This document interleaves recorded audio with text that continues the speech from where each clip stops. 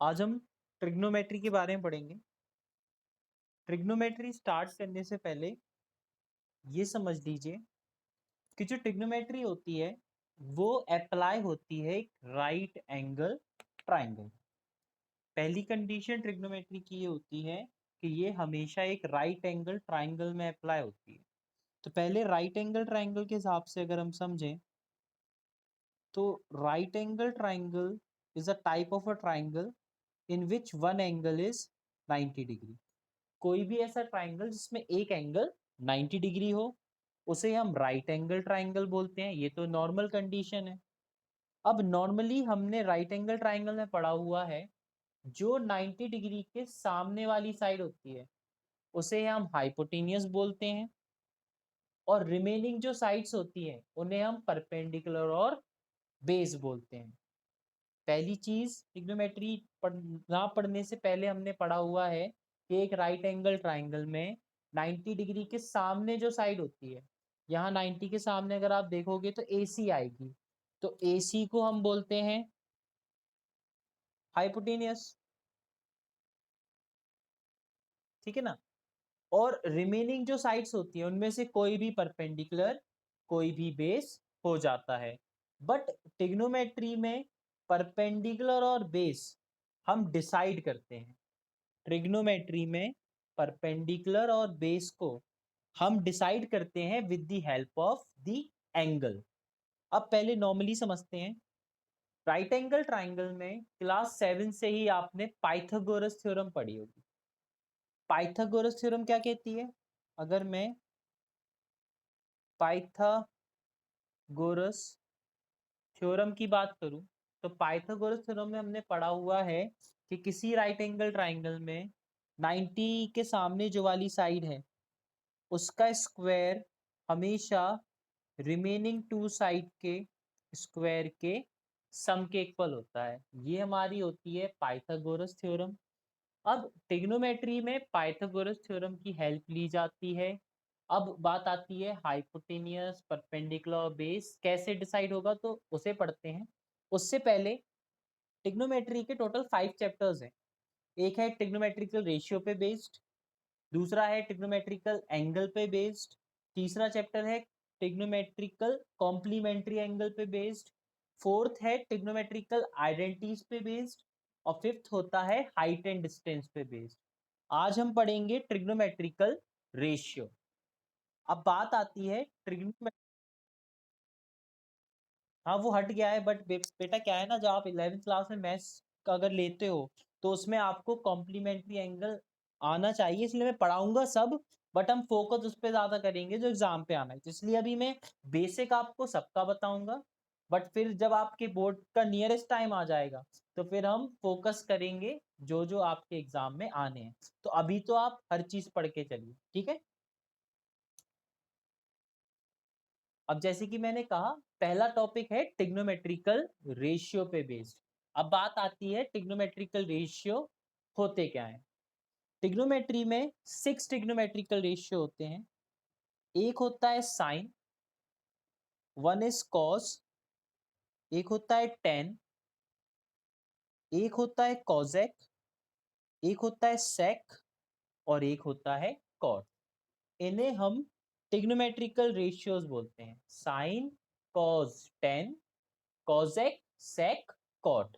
These are my 6 trigonometrical ratio. अब होता क्या है, ये थोड़े शर्मीले टाइप के होते हैं, शाय टाइप के होते हैं। तो ये कहीं भी जाते हैं तो अपने एक फ्रेंड को लेके जाते हैं। तो ट्रिग्नोमेट्रिकल रेशियो में sine cos tan cosec sec cot, अगर हम इनकी नेचर की बात करें तो इनका थोड़ा शाय नेचर होता है, जिसकी वजह से ये कहीं भी जाते हैं तो अपने एक फ्रेंड को लेके जाते हैं। अब हुआ क्या, इन सब ट्रिग्नोमेट्रिकल रेशियो का एक कॉमन फ्रेंड है जिसे हम थीटा बोल रहे हैं, इसलिए इनका नाम पड़ता है sine theta, cos theta, tan theta, cosec theta, sec theta, cot theta. मैंने बोला sine cos tan cosec sec cot shy type के, शर्मीले टाइप के होते हैं। तो इनका एक कॉमन फ्रेंड होता है जो कि है थीटा। वो सबका कॉमन फ्रेंड है इसलिए साइन के साथ थीटा लगाया, तो अब साइन का नाम पड़ता है sine theta. Cos theta, tan theta, cosec theta, sec theta, cot theta. अब बात आती है थीटा कौन है? जो थीटा कॉमन फ्रेंड है वो एक एंगल होता है। क्या होता है? एंगल। अगर आप नोटिस करो तो एक ट्राइंगल के अंदर 3 एंगल्स होते हैं, angle a, angle b, angle c. एक एंगल तो ऑलरेडी 90 डिग्री गिवन है, तो आपका एक एंगल ए बन रहा है, एक एंगल सी। अब जो ये थीटा है, क्योंकि मैंने कहा ये एक एंगल है और ट्रिग्नोमेट्री हमेशा एक राइट एंगल ट्राइंगल में लगाई जाती है, तो मैंने पहले माना कि सपोज करो जो थीटा है, क्योंकि थीटा एक फ्री इंसान है, वेला इंसान है, इसलिए वो सबके साथ घूमता रहता है, इसलिए एंगल सी की जगह पे कौन आ गया? थीटा। अब क्योंकि ये फ्री इंसान है तो ये सोचेगा मुझे मेहनत भी ना करनी पड़े, खाना भी नहीं बनाना पड़े, तो उसने सी और ए का घर खाली देखा, तो वो आज सी के घर पे खाना खाने चला गया, तो अब वो सी के घर पे जाके बैठ गया, इसलिए मैंने सी पॉइंट पे क्या रखा? Angle theta. ये आपका क्या है? Angle theta.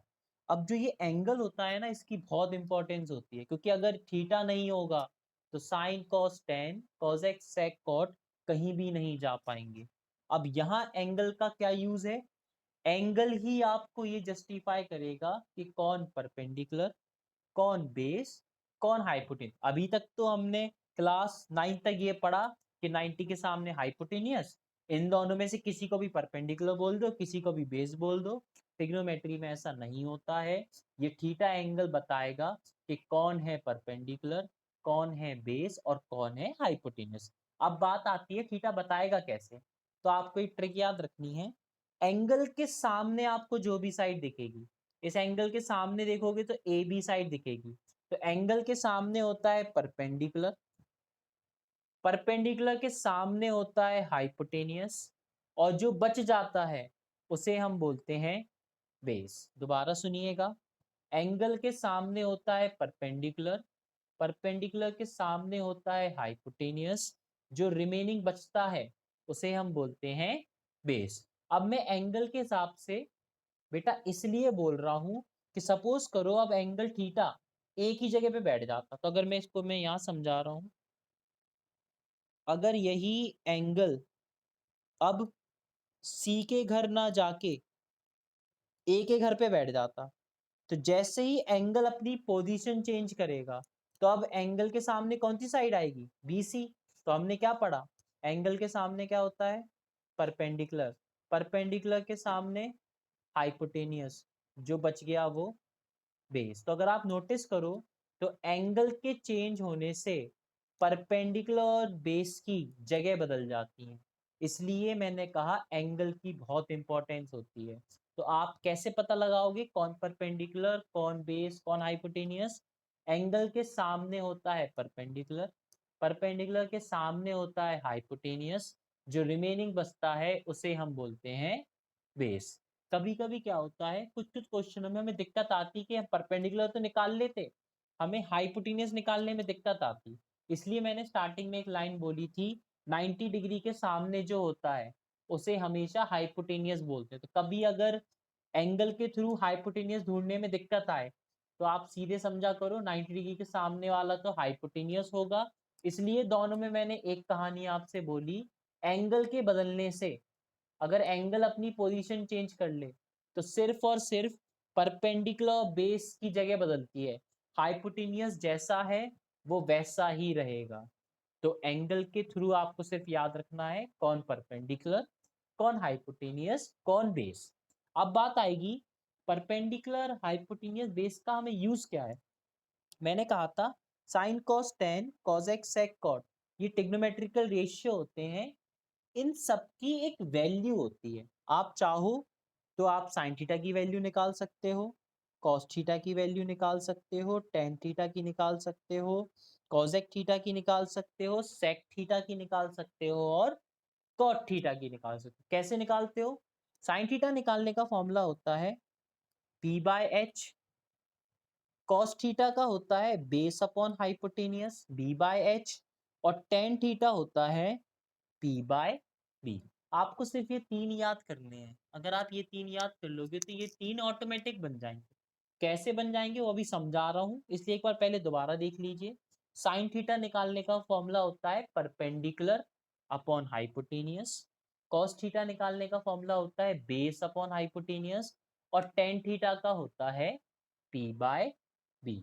Over here p is called perpendicular, H is called hypotenuse and the B is called base. P एक परपेंडिकुलर है, H एक हाइपोटेनियस है, B एक बेस है। आप किसी भी ट्राइंगल, गिवन ट्राइंगल के बेसिस पे देख के बता दोगे P की वैल्यू क्या है, B की वैल्यू क्या है, H की वैल्यू क्या है। उससे आप साइन थीटा, कॉस थीटा और टेन थीटा की वैल्यू फाइंड आउट कर सकते हो। अब मैंने कहा आप सिर्फ ये याद कर लो, तो आपकी रिमेनिंग टू ये आ जाएंगी। अब कैसे आ जाएंगी? साइन का रेसिप्रोकल होता है कॉजेक, साइन का रिश्तेदार है कॉजेक। साइन का रिश्तेदार कौन है? कॉजेक। जो भी हमारे रिलेटिव्स होते हैं, अगर आपने नोटिस किया आपके रिलेटिव कोई आपके घर पे आते हैं, तो वो आपके अपोजिट नेचर के होते हैं। अगर आपको देखना है कार्टून नेटवर्क, तो उन्हें देखना होगा कुछ और, आपको कुछ करना है तो उन्हें कुछ और करना होगा। तो होता क्या है, इसलिए साइन का रिश्तेदार कौन? कॉजेक थीटा। तो क्योंकि रिश्तेदार है तो इसके अपोजिट नेचर का होगा। तो जो साइन थीटा की वैल्यू है उसका अगर मैं रेसिप्रोकल कर दूं तो वो किसकी वैल्यू हो जाएगी? कॉजेक थीटा की। तो कॉजेक थीटा क्या हो जाएगा? H by P. Sine theta क्योंकि पी बाय एच था और साइन थीटा का रेसिप्रोकल कॉजेक थीटा, तो कॉजेक थीटा क्या हो जाएगा? H by P. उसी तरीके से कॉस थीटा होता है सेक थीटा का रिश्तेदार, तो ये क्या हो जाएगा? H by b. उसी तरीके से कॉट थीटा क्या होता है? टेन थीटा का रिलेटिव, तो ये क्या हो जाएगा? B by p. अब आपको ये चीजें याद करनी पड़ेंगी, पर ऐसा नहीं है अगर कोई चीज याद ना हो तो हमारी कहानी थोड़ी ना खत्म हो जाएगी।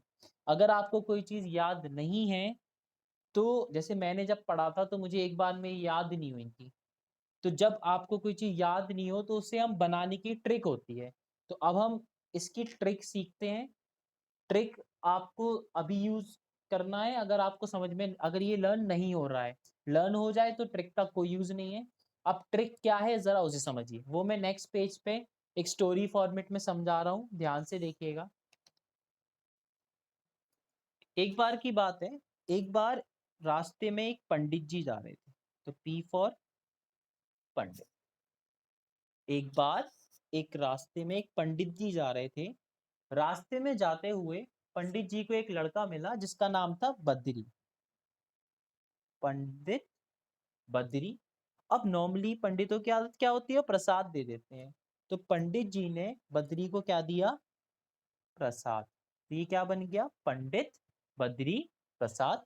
एक बार रास्ते में एक पंडित जी जा रहे थे, वो एक लड़के से मिले जिसका नाम था बद्री।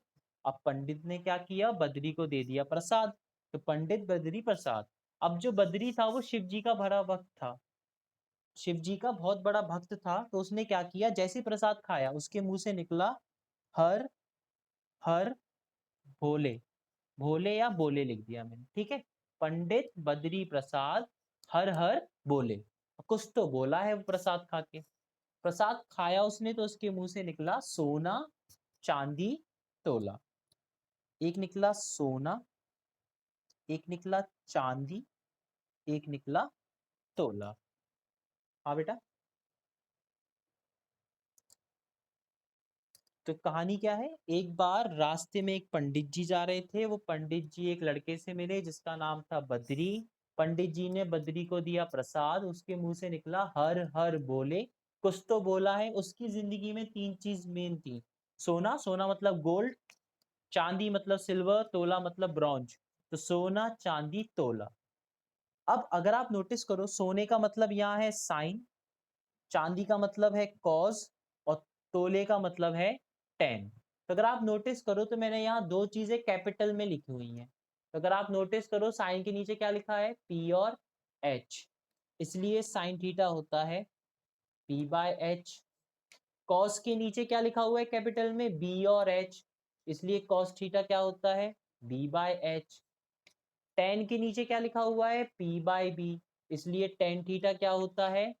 P by b. अब मैंने कहा था साइन का रेसिप्रोकल कॉजेक थीटा। अगर मेरी ये कहानी सही है तो साइन के नीचे मैं यहाँ लिख दे रहा हूँ कॉजेक। कॉस का रिवर्स होता है सेक, तो यहाँ मैंने लिख दिया सेक।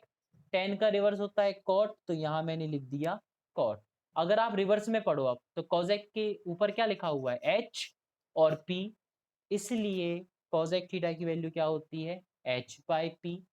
सिमिलरली sec थीटा की वैल्यू क्या हो जाएगी h बाई b, और tan थीटा की क्या हो जाएगी b बाय p। अब बात आएगी पेपर में, अगर आप ये ट्रिक अप्लाई करते हो तो इतना बड़ा थोड़ी ना लिखोगे, आपको सिर्फ ये याद रखना है इस नाम से पंडित बद्री प्रसाद हर हर बोले सोना चांदी तोला।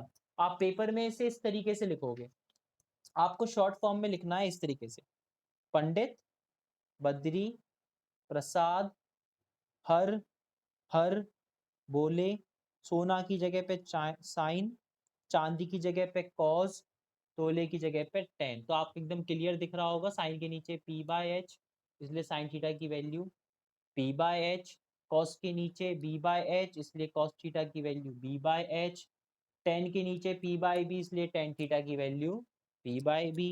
उसी तरीके से आप शॉर्ट में लिख लीजिएगा कॉजेक सेक कॉट, तो कॉजेक के नीचे h और p, इसलिए h बाय p, सेक के ऊपर h और b, इसलिए सेक थीटा की वैल्यू h बाय b, और कॉट के ऊपर b और p, इसलिए कॉट थीटा की वैल्यू b बाय p। ये तो है बेटा पहले टॉपिक का एक तरीके से शॉर्ट समरी। अब जैसे मैंने यहाँ पाइथागोरस लगाई थी, तो आप इस ट्रिग्नोमेट्रिक रेशियो में पाइथागोरस थ्योरम इस तरीके से लगाओगे, हाइपोटेनियस का square equals to perpendicular square plus पे स्क्वायर। आपको साइड का नाम नहीं लिखना है, आपको सिर्फ इतना याद रखना है कि हाइपोटेनियस का स्क्वायर हमेशा इक्वल होता है perpendicular square plus base square के। यहाँ पे h है हाइपोटेनियस, p है परपेंडिकुलर और b है बेस। अब बात आती है, ये तो आपका क्या हो गया शॉर्ट समरी फर्स्ट टॉपिक की। पहले चैप्टर में ये थीटा जो है वो एक अननोन पर्सन है, कभी वो थीटा लिखा होगा, कभी उसका पर्टिकुलर एंगल ए नाम लिखा होगा, कभी कभी पर्टिकुलर एंगल सी नाम दिया होगा। आपको मेन चीज याद रखनी है, ट्रिग्नोमेट्री हमेशा सिर्फ और सिर्फ एक राइट एंगल ट्राइंगल में अप्लाई होगी। जब तक एक राइट एंगल ट्राइंगल नहीं है, आप किसी भी पर्टिकुलर ट्राइंगल में ट्रिग्नोमेट्री अप्लाई नहीं कर सकते। ट्रिग्नोमेट्री तभी अप्लाई होगी जब वहां एक राइट एंगल ट्राइंगल हो। ये सबसे मेन कंडीशन है ट्रिग्नोमेट्री लगाने के लिए, राइट एंगल ट्राइंगल का होना जरूरी है। अब क्वेश्चन किस फॉर्मेट से आता है, अब जरा उसे समझिए। जैसे हम एक पहले सिंपल क्वेश्चन से स्टार्ट करते हैं। अभी मैं सिर्फ आपको टॉपिक का थोड़ा आइडिया दे रहा हूँ, कल से मैं सेम टाइम पे आपको इसी टॉपिक का आगे वर्क करेंगे, क्योंकि मैंने आपसे कहा था कि अब आपकी दो अलग अलग टाइम पे क्लास चलेगी। जैसे आज थोड़ा इशू आ रहा था तो क्वार्टिक की क्लास प्रॉपर नहीं हो पाई, कल वही सेम टाइमिंग पे 3 o'clock तो नहीं, 2:30 टू 4, 2:30 टू 3:30 में आपका क्वार्टिक क्वेश्चन चलेगा, और 5 to 6 में, यानी कि 5 to 5:40 तक आपका ट्रिग्नोमेट्री चलेगा। ठीक है बेटा। अब इसके क्वेश्चन पे आते हैं। क्वेश्चन किस तरीके से आता है, क्वेश्चन आता है जैसे in the given figure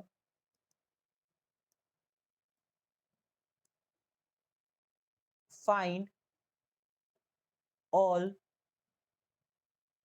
trigonometrical ratio. आपको एक फिगर गिवन है, इस तरीके से एक ट्राइंगल गिवन है।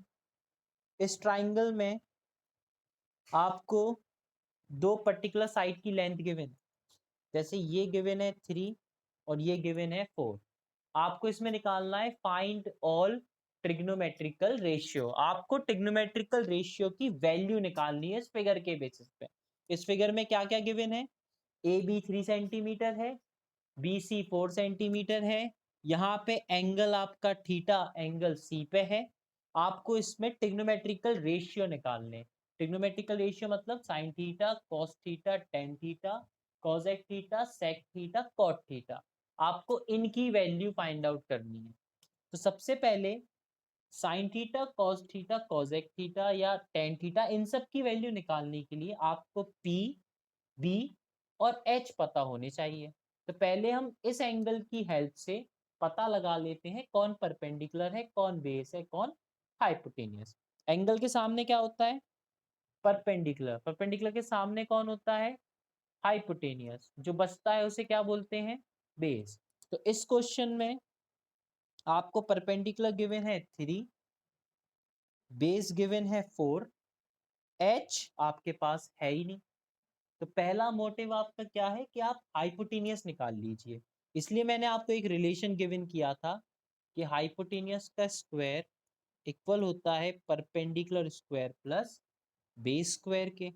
यहाँ पे हाइपोटेनियस तो पता नहीं है, तो परपेंडिकुलर की जगह पे कौन आ जाएगा? 3 का स्क्वायर, बी की जगह पे 4 का स्क्वायर। तो यहाँ से h square equals to 9 plus 16, तो एच स्क्वायर इक्वल्स टू 25। यहाँ पे एच क्या आ जाएगा? 5। अब हमने पिछले उसमें पढ़ा था कि जब स्क्वायर हटता है रूट चढ़ता, तो रूट चढ़ने से दो वैल्यू आती है, पॉजिटिव और नेगेटिव। पर यहाँ मैंने प्लस माइनस तो लिखा नहीं।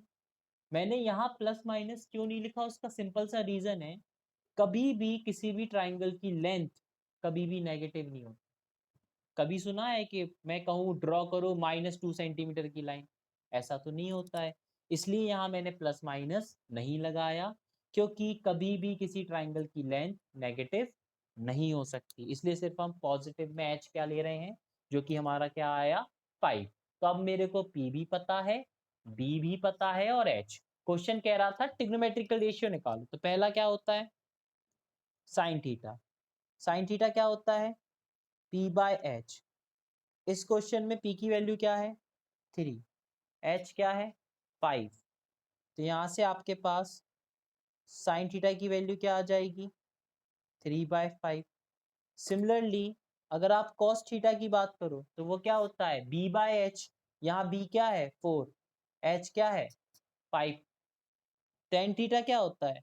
Perpendicular upon base. Ten theta क्या है? पी अपॉन में बी। यहाँ पी क्या है? 3, बी क्या है? 4। तो टेन थीटा की वैल्यू क्या आई? 3/4। सिमिलरली अब साइन का उल्टा क्या होता है? कॉजेक थीटा। साइन की वैल्यू हमने क्या निकाली? 3/5। तो कॉजेक की वैल्यू क्या हो जाएगी? 5/3। कॉस का उल्टा कौन होता है? Sec theta. कॉस की वैल्यू मैंने क्या निकाली? 4/5। तो सेक की वैल्यू क्या हो जाएगी? 5/4। टेन का उल्टा कौन होता है? Cot theta. टेन की वैल्यू मैंने क्या निकाली? 3/4। तो कॉट की वैल्यू क्या हो जाएगी? 4/3। ये मैंने निकाल लिए ऑल ट्रिग्नोमेट्रिकल रेशियो। ये तो बेसिक था, तो इजी है। पेपर में सारे ट्रिग्नोमेट्रिकल रेशियो नहीं पूछे जाते हैं। सपोज करो इसी क्वेश्चन में वो आपसे पूछ लेंगे कि find the value of number 1 sine square theta plus cos square theta upon में sine square theta minus cos square theta. इस क्वेश्चन में ट्रिग्नोमेट्रिकल रेशियो नहीं पूछ रहे, फिगर आपका यही है। मैं जैसे इसमें लिखा था फाइंड ऑल ट्रिग्नोमेट्रिकल रेशियो, अब क्वेश्चन आ जाएगा in the given figure find the value of sine square theta plus cos square theta upon में sine square theta minus cos square theta. तो आपको अगर आप इस क्वेश्चन में नोटिस करो तो सिर्फ दो ट्रिग्नोमेट्रिकल रेशियो गिवन, साइन और कॉस। तो पहला काम आपका क्या रहेगा? आप उस फिगर के अकॉर्डिंग साइन थीटा और कॉस थीटा की वैल्यू निकाल लीजिएगा। जैसे मेरी साइन थीटा की वैल्यू क्या आई थी? 3/5। और कॉस थीटा की वैल्यू क्या आई थी? 4/5। तो इसमें मुझे क्या करना, जो मेरे को निकालना है वो क्या था? Sine square theta plus cos square theta upon में sine square theta minus cos square theta. आपको इसकी वैल्यू निकालनी, तो पुट कर लीजिए। मुझे तो साइन थीटा की वैल्यू पता, पर ये क्या है? Sign square theta. स्क्वायर मतलब जो साइन थीटा की वैल्यू है उसका होल स्क्वायर पहले ऐड करना है कॉस थीटा वाली वैल्यू के होल स्क्वायर के साथ। Similarly sign square theta minus करना है कॉस स्क्वायर थीटा। तो हम इसे सॉल्व करेंगे, तो ये तो हो जाएगा 9/25 प्लस 16/25 अपॉन में 9/25 माइनस 16/25। मोस्टली लोग क्या करते हैं, इसको इससे काट देते, इसको इससे काट देते, जो कि टोटली रॉन्ग होता है। चीजें जब दब कटती हैं जब वो एक प्रॉपर फॉर्मेट में हो। यहाँ तो ऐड और सब्ट्रैक्ट हो रहे हैं, तो अभी हम कैंसिल आउट नहीं करेंगे। अगर आप नोटिस करो इस फ्रैक्शन के डिनोमिनेटर सेम है, तो ये तो 25 ही रहेगा, इसके न्यूमरेटर ऐड हो जाएंगे, ऐड होंगे तो वो क्या देगा 25। सिमिलरली इधर भी डिनोमिनेटर 25 सेम है, तो 9 और 16 माइनस होंगे, तो कितना दे देगा -7। जब ऊपर भी फ्रैक्शन हो नीचे भी फ्रैक्शन हो, तो बहुत से लोग तो डायरेक्टली सॉल्व कर लेते, आप इस तरीके से करिएगा। पहले न्यूमरेटर को जैसा है वैसे लिखा रहने दीजिए, डिनोमिनेटर को रेसिप्रोकल करके लिख दीजिए। तो 25/-7, यहाँ 25 से 25 गया, तो इसका आंसर क्या आ रहा है -25/7। ये आपकी वैल्यू आएगी sine square theta plus cos square theta upon में sine square theta minus cos square theta. समझ में आया बेटा? ये था पहले चैप्टर का बेसिक। पहली चीज आपको सिर्फ अभी इतना याद करना है, आपका काम है कल जब हम स्टार्ट करेंगे, आपको ये sign theta cos theta tan theta ये सब वैल्यू याद होनी चाहिए और ट्रिक याद होनी चाहिए। अगर आप ये चीज याद कर लोगे तो ये चैप्टर फर्स्ट पार्ट ट्रिग्नोमेट्री का बहुत ईजी है, बहुत जल्दी खत्म हो जाएगा। ठीक है, तो एक टाइप का क्वेश्चन ये होता है जिसमें डायग्राम गिवन हो। अब एक टाइप का क्वेश्चन होता है, अब मुझे अगर डायग्राम गिवन नहीं होता तो क्वेश्चन इस तरीके से होता, if sine theta is 7/11 then find the remaining trigonometrical ratio. आपको एक ट्रिग्नोमेट्रिकल रेशियो की वैल्यू गिवन की गई है, आपको रिमेनिंग ट्रिग्नोमेट्रिकल रेशियो की वैल्यू निकालनी है। ये आपके दूसरे टाइप का क्वेश्चन है। एक टाइप का क्वेश्चन था जब आपको किसी ट्रिग्नोमेट्रिकल रेशियो को निकालना होगा तो आपको एक डायग्राम यानी कि एक ट्राइंगल गिवन किया जाएगा। एक क्वेश्चन होता है अब इसमें ट्राइंगल गिवन नहीं है बट एक ट्रिग्नोमेट्रिकल रेशियो की वैल्यू गिवन है, तो हम सॉल्व कैसे करेंगे? एक ट्रिग्नोमेट्रिकल रेशियो की जो वैल्यू गिवन है वो कौन है? Sine theta. साइन थीटा होता कौन है? साइन थीटा की मतलब होता है p/h। p/h का मतलब ये नहीं है कि p की वैल्यू 7 h की वैल्यू 11। p की वैल्यू 7 नहीं होगी, h की वैल्यू 11 इसलिए नहीं होगी क्योंकि ये ट्रिग्नोमेट्रिकल रेशियो होते हैं। रेशियो मतलब सपोज करो ये 14/22 होता तो भी ये कैंसिल आउट होके क्या देता 7/11। इसलिए 7 को हम p नहीं बोल सकते, 11 को हम h नहीं बोल सकते। हम p और h से तब बोलेंगे जब हम इसको रेशियो से हटाएंगे। अगर हम इसे रेशियो से हटाएंगे तो p हो जाएगा 7x, यहाँ से h की वैल्यू हो जाएगी 11x। आपको जब p पता हो h पता हो तब आप क्या निकालोगे इसका b। कैसे निकालोगे? H square is equals to p square plus b square. यहाँ पे h की जगह पे 11x का होल स्क्वायर, p की जगह पे 7x का होल स्क्वायर, b मुझे पता लगाना है। 11 का स्क्वायर 121, x का स्क्वायर x स्क्वायर, 7 का 49, x का x square plus capital B का स्क्वायर माइनस करेंगे तो x स्क्वायर 11 माइनस 9 इज 2, ये 11 हो जाएगा। 11 में से आप 4 माइनस करोगे तो क्या आएगा 72 इक्वल्स टू बी स्क्वायर। यहाँ से b हो जाएगा अंडर रूट में 72x स्क्वायर, तो यहाँ से b की वैल्यू क्या हो जाएगी? अगर आप 72 के फैक्टर्स निकालो तो 336, 218, 29, 33, एक पेयर 3 का बनेगा एक पेयर 2 का बनेगा, 3 2 जा 6, 6 बाहर आ जाएगा, एक 2 अंदर बचेगा तो 6√2x, ये आ गई b की वैल्यू। अब जैसे आपको ट्रिग्नोमेट्रिकल रेशियो निकालने थे तो पहले मैं साइन थीटा की बात करूँ तो वो क्या होता है p/h, वो तो आपको ऑलरेडी गिवन है। तो साइन थीटा की वैल्यू तो आपको ऑलरेडी गिवन थी 7/11, तो साइन थीटा से मुझे क्या पता लग जाएगा कॉजेक थीटा। आपको सिर्फ इसका रेसिप्रोकल करना है, तो एक तो मुझे डायरेक्ट पता चल गया। इसके बाद कौन होता है कॉस थीटा। कॉस थीटा क्या होता है? बेस अपॉन में हाइपोटेनियस। बेस की वैल्यू क्या आई 6√2x, हाइपोटेनियस क्या है 11x, x से x कटा तो यहाँ से कॉस थीटा की वैल्यू क्या आ गई 6√2/11। कॉस थीटा की वैल्यू ये है, तो सेक थीटा क्या हो जाएगा, इसका रेसिप्रोकल। तो अगर मैं सेक थीटा की वैल्यू की बात करूं तो वो क्या हो जाएगा, नीचे लिख दे रहा हूं। तो यहाँ से सेक थीटा हो जाएगा 11/6√2, क्योंकि कॉस का रेसिप्रोकल क्या होता है, सेक थीटा। इसी तरीके से आप टेन थीटा और कॉट थीटा निकाल सकते हो। मेन क्या है, जब एक ट्रिग्नोमेट्रिकल रेशियो गिवन हो तो उस ट्रिग्नोमेट्रिकल रेशियो को पहले नॉर्मली देखोगे तो वो p/h होता है। इस फ्रैक्शन का मतलब ये नहीं है कि p की वैल्यू 7 हो गई, h की वैल्यू 11 हो गई, क्योंकि इसमें ट्राइंगल गिवन नहीं था तब, क्योंकि ये ट्रिग्नोमेट्रिकल रेशियो है। तो जब रेशियो को हटाते हैं तो एक अननोन टर्म आता, इसलिए मैंने p को 7x, h को 11x, पाइथागोरस लगाई, b की वैल्यू पता चल गई। जैसे ही मेरे को b की वैल्यू पता चली, b की वैल्यू क्या आई, 72x², अंडर रूट चढ़ाया तो 72 क्या हो जाएगा, 6√2। क्योंकि ये फैक्टर्स निकालोगे तो 2 और 3 का पेयर बना, तो 2 3 जा 6 और एक 2 बच गया था तो √2। तो बेस आया 6√2x। आपके पास b है, h है, p है। अब आपको जो भी पूछा जाए, चाहे आपको एक ट्रिग्नोमेट्रिकल रेशियो पूछा जाए या पर्टिकुलर ट्रिग्नोमेट्रिकल रेशियोज की एक एक्सप्रेशन फॉर्म में आंसर पूछा जाए, तो आपको सिर्फ उन ट्रिग्नोमेट्रिक रेशियो की वैल्यू निकाल के उसे पुट करना है। पूरे टॉपिक में सिर्फ यही है, जो कि मैं आपको कल इसके पर्टिकुलर क्वेश्चन सीट 4 में से समझाऊंगा। तो बेटा याद रखिएगा, कल से आपके दो टाइमिंग चलेंगे, एक क्वाड्रेटिक इक्वेशन के लिए और दूसरा ट्रिग्नोमेट्री के लिए।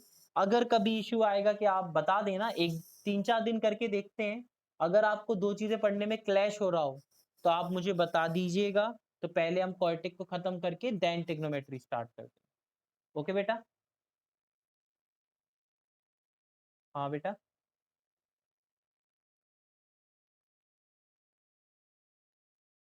अच्छा 5 o'clock पे रेगुलर क्लासेस हैं।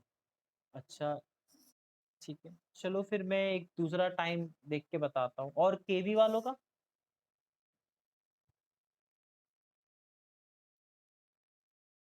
क्या, ठीक है, ठीक ठीक है, ठीक है। चलो तो फिर मैं एक बार एक पर्टिकुलर टाइम आपको बता दूंगा। और जैसे आज तक तुम्हारा इशू आ रहा ना 5 o'clock का, चलो तो मैं आपको एक कोई पर्टिकुलर एक टाइम दे के समझा दूंगा। और जैसे आज आप क्लास नहीं ले पाई फिर स्कूल की अपनी, है ना।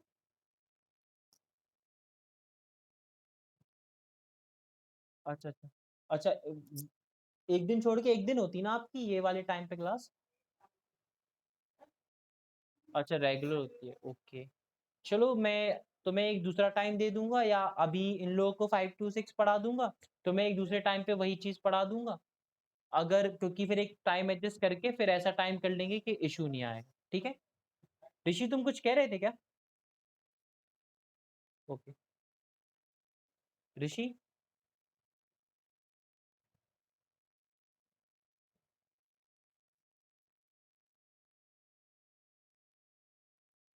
अच्छा बेटा, आपके साइड में ऑप्शन होगा ऑडियो का, जब तक आप उसे क्लिक नहीं करोगे आप। अच्छा ऋषि है कौन, किस स्कूल से है, तो पता है क्या ध्रुव। चलो मैं एक बार ऋषि को कॉल कर दूंगा। ऋषि अगर तुम्हें मेरी आवाज नहीं, आ ही नहीं रही हो। चलो ठीक है, आज की क्लास इतनी, कल मैं अभी 5 o'clock। ठीक है ओके। अभी के लिए इतना ही बेटा, कल फिर आपको मैं टाइमिंग बता दूँ।